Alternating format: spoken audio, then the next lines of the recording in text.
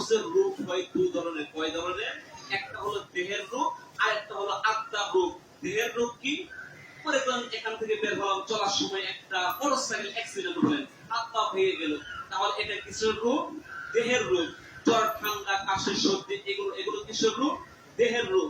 আত্মার রূপ কি? মনে যাচ্ছে সোলাতের সময় হয়েছে, মসজিদে না যাব না, মনে যাচ্ছে বিড়ি সিগারেট খাবো, এটা হলো আত্মার রূপ। মনে যাচ্ছে যে কাপড় নিচে কাপড় পরবো, এটা কিসের রূপ? আত্মার রূপ। সোলাতের সময় সোলাত পরবো না, মানে মিথ্যা কথা বলার ইচ্ছে মানে স্থায়ী না। এই যে যেগুলো খারাপ শরীয়ত বিরুদ্ধে যে সমস্ত কাজ, এগুলো কিসের রূপ? আত্মার রূপ। আর দেহের রূপ হলো আপনার যেগুলো স্বাভাবিক দেখা যাচ্ছে রূপ, এটা হলো দেহের রূপ।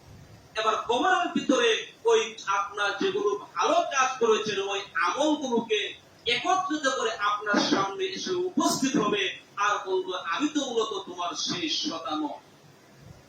এরপরে আল্লাহর নবী বেঈমান মুনাফিক কাফেরদের মৃত্যু সম্পর্কে বলেন, তাদের যখন মরণের সময় চলে আসে, এমন সময় আসমান থেকে একদল মালাইকা আসেন, যাদের চেহারা যেন কালো কুৎসিত চেহারা বিশিষ্ট, যাদেরকে দেখলেই ভয় লাগবে, তাদের শরীর থেকে শুধু দুর্গন্ধ বের হয়, তাদের সাথে থাকে একটা শব্দ জ্বর থাকে।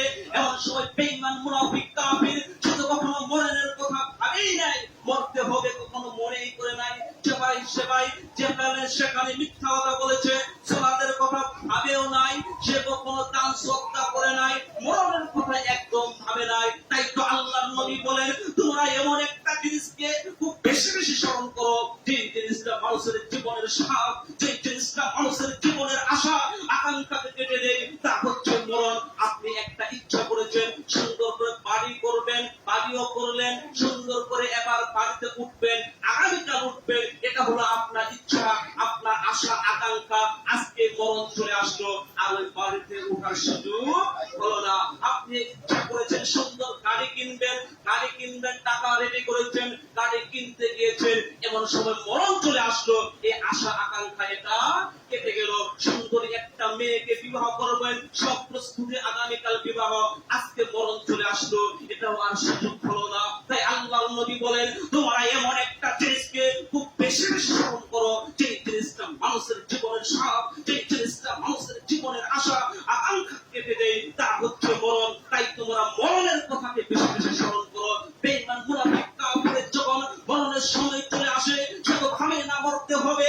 এবার যখন মালাকুল মউত চলে আসে, তার সাথে একদল মালাইকা তার চোখ থেকে চোখের দৃষ্টি যতদূর পর্যন্ত যায়, ততদূর পর্যন্ত একদল মালাইকা, যাদের চেহারা কুৎসিত কালো বর্ণের চেহারা, যাদেরকে দেখলেই ভয় লাগবে, তাদের হাতে থাকে শব্দ একটা চর থাকে। এই মালাইকার দল যখন তার নিকটে বসে, এমন সময় মালাকুল মউত যখন চলে আসে, মালাকুল মউতকে দেখা মাত্রই লোকটা ভয়ে পালিয়ে যাওয়ার চেষ্টা করে। এবার মালাকুল মউত বলে, হে খবিস আত্মা, হে খারাপ আত্মা, বের হয়ে আসো, তোমার প্রতি আল্লাহ তাআলার রাগ রয়েছে, তোমার প্রতি আল্লাহ তাআলার অসন্তুষ্টি রয়েছে, কাজেই তুমি একবার বের হয়ে আসো।